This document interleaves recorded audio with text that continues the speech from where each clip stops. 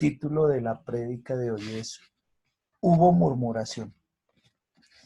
Dice la palabra a partir del versículo 1 allí en Hechos 6. En aquellos días, como creciera el número de los discípulos, hubo murmuración de los griegos contra los hebreos, de que las viudas de aquellos eran desatendidas en la distribución diaria.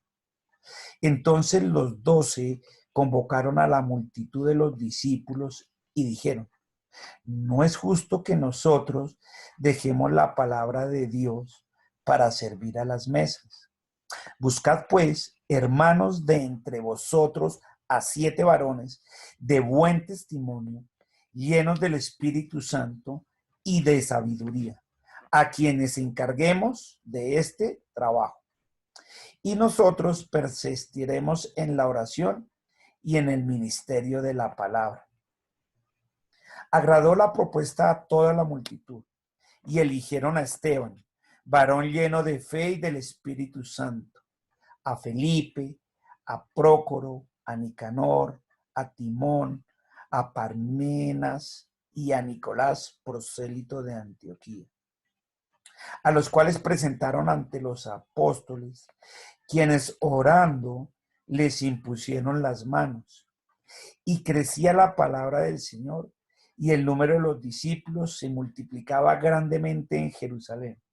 También muchos de los sacerdotes obedecían a la fe.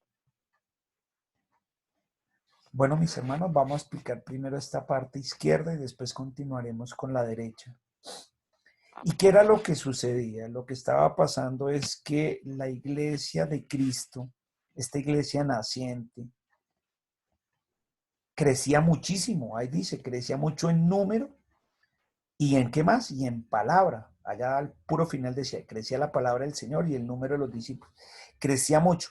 Pero dentro de ese crecimiento allá en Jerusalén, ¿qué pasaba? Que habían griegos, o sea, que eran extranjeros y estaban en tierra de Israel, pero se habían convertido también al Señor Jesús.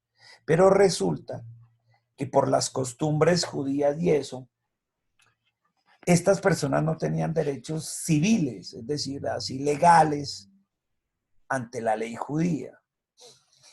Y estas costumbres no se le habían quitado a la iglesia primitiva. ¿En qué sentido? Que la iglesia primitiva primero atendía a sus viudas, a las hebreas y a las huérfanos y huérfanas de la iglesia, y dejaba de últimas ¿a quién? A las viudas y huérfanos extranjeros, en este caso los griegos. Entonces ellos se quejaban y murmuraban, decían, no, pero ¿cómo así? Porque es que no nos atienden, a nosotros no nos sirven y nos dan, aquí para que los privilegiados fueran ellos. Entonces, ¿qué hicieron los 12 discípulos? ¿Cuáles 12, pastor? Pues los 11 que estaban con Jesús, y a Judas Iscariote, el que lo traicionó, lo habían reemplazado ¿por quién? Por Matías. Entonces, Matías más los 11 conformaban los 12. Y ellos dijeron, no es justo que nosotros dejemos de hacer lo que tenemos que hacer. ¿Qué hacían ellos? En el capítulo anterior, en Hechos 5, al final decía que ellos no cesaban todos los días de predicar y enseñar a Jesucristo en el templo y por las casas. Entonces, todos los días, o en el templo o por las casas, iban predicando y enseñando del Señor. Y no podían dejar de desatender eso por estar sirviendo a las mesas, a las viudas y arreglando todos estos problemas. Y la gente dice que les pareció bien lo que ellos dijeron y dijeron, nombremos entonces a 7 personas. 7 personas que deben tener 3 características. Ahí en versículo 3. Que sean de buen testimonio, es decir, que tengan buena reputación, que su ejemplo sea intachable. Segundo, llenos del Espíritu Santo. Es decir, ¿cómo se llena uno del Espíritu Santo, pastor? De lo que vimos. Uno se llena del Espíritu Santo con 3 cositas diarias: oración, alabanza y escudriñando las Escrituras. Con esas 3 usted se llena del Espíritu Santo. ¿Y qué le da? Y sabiduría, las 3 cosas: testimonio, llenura y sabiduría. Para que ellos se encargaran de qué, ahí dice, de servir las mesas. O sea, que ¿cuál era el trabajo de ellos? Meseros. ¿Para qué los llamaron? Para ser meseros. ¿Cómo así, pastor? O sea, que para ser mesero, en ese entonces tocaba tener esas tres cosas, sí. Ser buen ejemplo, lleno del espíritu y ser sabio. Para servir mesas, mi hermano, sí. Para allá, para atender el comedor. Y dice que eligieron a personas y ahí nombran primero, ahí en el 5, ¿a quién? A Esteban. Y dice que Esteban era un varón lleno de fe y del Espíritu Santo. No dice eso tanto del resto, pero este estaba bastante lleno de fe. ¿Y de qué? Y del Espíritu Santo. Muy bien, los eligieron a ellos. Y dice que a todos esos 7, ahí en el 6 se lo presentaron a los 12 apóstoles. Y ellos orando les impusieron las manos. Fíjense que aquí hay una imposición de ¿qué? De manos. Esta imposición de manos es para que tengan la llenura del fuego del Espíritu. Esto se llama bautismo en fuego. Ese es el bautismo en fuego. Ya hablaremos más adelante de él. Bautismo en fuego. ¿Listo? ¿Y qué ocurría? Aparte de que servían las mesas y todo eso, sucedía lo que está sucediendo hoy en día. Yo hablo con otros pastores, amigos míos, y es impresionante cómo nuestras iglesias locales han crecido. Y han crecido en lo que dice ahí el 7. Hemos crecido en la palabra del Señor y en el número de personas de la iglesia. En la palabra y en el número de personas. Y cuando una iglesia crece, pasa eso. Hay murmuración, hay quejas, no están todos a gusto. Pero también es fácil resolverlo como ellos. Se ora, se predica y se eligen personas con esas características. Y listo, solucionado el problema. De todos los que vimos aquí, hay uno en especial que toma la palabra de Dios, aquí en Hechos 6. Y es el caso de Esteban. Entonces vamos a ver a Esteban ahí en la parte derecha. Y continúa la palabra de Dios, o sea, seguimos en versículo 8. Y este Esteban, que había sido escogido entre los 7 para servir las mesas, fuera de servir las mesas, mire lo que dice ahí a partir del 8. Y Esteban, otra vez dice, lleno de gracia y de poder, hacía grandes prodigios y señales entre el pueblo. O sea que fuera de atender el comedor, él también hacía ¿qué? Grandes prodigios y señales entre el pueblo. O sea, en la medida que iba atendiendo las mesas, se veía alguien que estaba enfermo, de una vez le imponía manos y lo sanaba. Si necesitaba hacer un milagro, de una vez lo hacía. Fuera de eso, consolaba, animaba y edificaba a la gente. Eso, grandes prodigios y señales. Mientras que, mientras servían las mesas. Impresionante. Ya en la ciudad, en Jerusalén, ¿qué pasó? Versículo 9. Entonces se levantaron unos de la sinagoga llamada de los libertos. Entonces, ¿qué pasaba allí en Jerusalén? Estaba la iglesia primitiva de Cristo, esta que acabamos de hablar, pero también seguía ¿qué? El templo y los judaizantes, es decir, los que creen solo en el Dios de Abraham, pero no en Jesús. Es más, los que siguen siendo hoy en día, los judíos. Para ellos Jesús es un profeta, no más. Esos seguían teniendo sus ¿qué? Sus sinagogas. Y uno de esos de las sinagogas de los libertos, y se les llamaba los libertos porque habían sido esclavos, venían de generaciones que habían sido esclavas allá al norte de África y habían sido libertados. Por eso llamaron a esa sinagoga así. ¿De qué ciudades, pastor? Ahí dice, 9. De los de Cirene, los de Alejandría, los de Cilicia y de Asia. Y ellos, los de esa sinagoga, disputaban ¿con quién? Con Esteban. Se enardecían, les daba envidia, rabia de que Esteban hiciera esas cosas. Fuera de atender las mesas, de que hiciera milagros, sanara enfermos, atendiera a las viudas, los levantara. Entonces, 10, ellos no podían resistir la sabiduría y el espíritu con que hablaba Esteban. No se lo aguantan decir, no, este tipo es muy sabio. Y mire, hace señales. Y les dio esa envidia, ese egoísmo a ellos.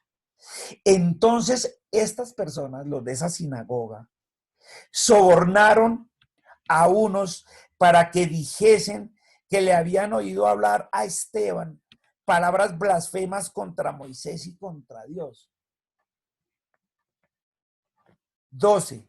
Y soloviantaron al pueblo, lo alborotaron, a los ancianos y a los escribas, y arremetiendo, le arrebataron y le trajeron al concilio. ¿A quién? A Esteban. Lo sacaron de allá, de donde él estaba sirviendo, y se lo llevaron allá al Sanedrín. 13. Y pusieron testigos falsos que decían, este hombre, es decir, Esteban, no cesa de hablar palabras blasfemas contra este lugar santo y contra la ley. 14. Pues le hemos oído decir que ese Jesús de Nazaret destruirá este lugar y cambiará las costumbres que nos dio Moisés. Entonces todos los que estaban sentados en el concilio, allá el Sanedrín, en ese momento enemigos de Esteban, al fijar los ojos en quién, en él, en Esteban, lo miraron face to face, cara a cara, lo vieron a los ojos y vieron en el rostro de Esteban como el rostro de un ángel. O sea, vieron, ¿se acuerdan que yo les enseñaba ya que en el Antiguo Testamento cuando menciona el ángel de Jehová se refiere a Jesús? Pues vieron a Jesús mismo. Dicen, uy, ese que está ahí enfrente es un ángel. Impresionante. Porque Esteban cumplía eso. Una persona llena del Espíritu Santo, de buena fe, de sabiduría. Eso. Tenía la gracia y el poder del Espíritu Santo. Esteban. Entonces ahí tenemos la otra cara. Esteban no era de los que murmuraba, de los que se quejaba, sino de los que ¿qué? Servía, con una actitud correcta. Eso, con humildad. Y era lleno de gracia y de poder. Y él no se quejó. Aquí en ninguna parte ve uno que él se quejara. Suéltenme, déjenme ir. Quiero estar en mi casita. Esto está horrible. ¿Cómo le ocurre echarme preso? No, nada. Ahí no dice que él se quejaba. Ni se quejaba. Nada. No se quejó. Entonces Dios es enorme. Hoy por alguna razón, y eso lo vengo a entender ahorita, el Espíritu Santo colocó que esta enseñanza se hiciera justo así, dividida en estas dos partes. Porque es la iglesia de Cristo, finalmente es la iglesia de Cristo.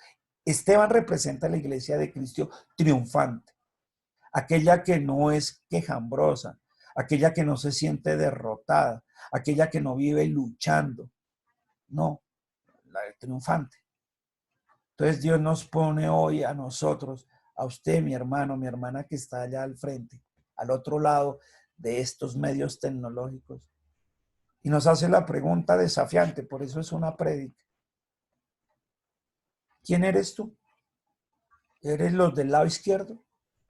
La iglesia que murmura, la iglesia que se queja, quejambrosa, que no le parece que todo esté bien, que nadie se preocupa por mí, que nadie está pendiente de mí y solo piensa en eso y que me sirvan y yo necesito es que me atiendan.